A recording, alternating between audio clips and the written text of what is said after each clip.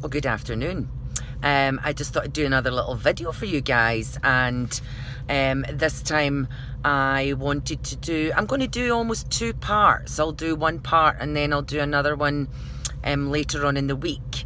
But I decided that I wanted to show you just how powerful your mind is, and we're going to do a little experiment with your imagination.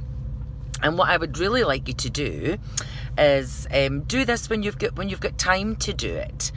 So firstly, what I need you to do is put out both your arms, turn one palm up the way, one palm down the way. And I would just like you to close over your eyes and just listen to me while we're doing this. And I want you to imagine in the palm that's turned upwards that I've just put a huge book. One of those kind of old books that are all leather bound and hardback, and they're quite thick and really quite heavy. The ones that you would maybe see in the library nowadays. And I want you to just imagine that that book has been placed on your hand and that it feels almost quite heavy. And then I just want you to imagine that I've added another one. And you can feel it as soon as I add it. You can feel your arm starting to feel just a little bit strained. And then imagine that I've added another one and another one. And just allow your imagination to let you feel just how heavy that could be, because we're now on book number 4. And they're all about the same size, and they all weigh about the same, and they feel really heavy.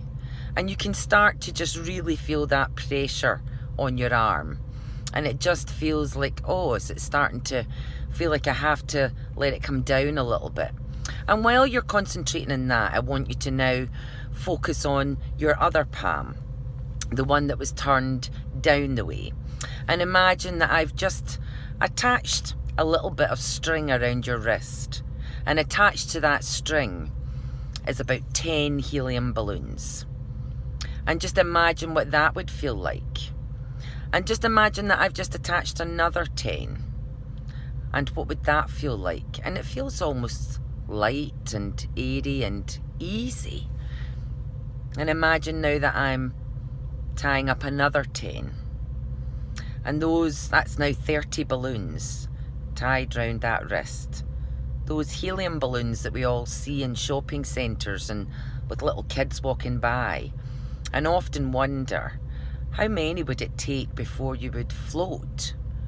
So let's add on another 10. And meanwhile, over on the other hand, you can still feel the pressure of those books that we put on just a short while ago. And just using your imagination, feeling what that would actually feel like to have one side weighed down with books and the other side with balloons. And just allowing your imagination to do the work. And we're just going to leave that there. And whenever you're ready, just open up your eyes. And see maybe where your hands are. And see if they've moved at all. And all of this was done just using your imagination. Because our minds don't know the difference between what's real and what's imagined. So therefore, for quite a lot of things in life, we tend to imagine the worst case scenario happening to us. And that's all we're really doing. Whenever we think about a problem, we quite often go to the worst case scenario and imagine and play that movie in our head. But all the time it's just your imagination. So I'm going to leave you with that for now. And you can maybe try it out in some friends or your family. And I'm going to come back to you later on in the week with part 2 of this. Again, we're going to use our imagination. So thanks for listening, and I'll speak to you all soon. Bye.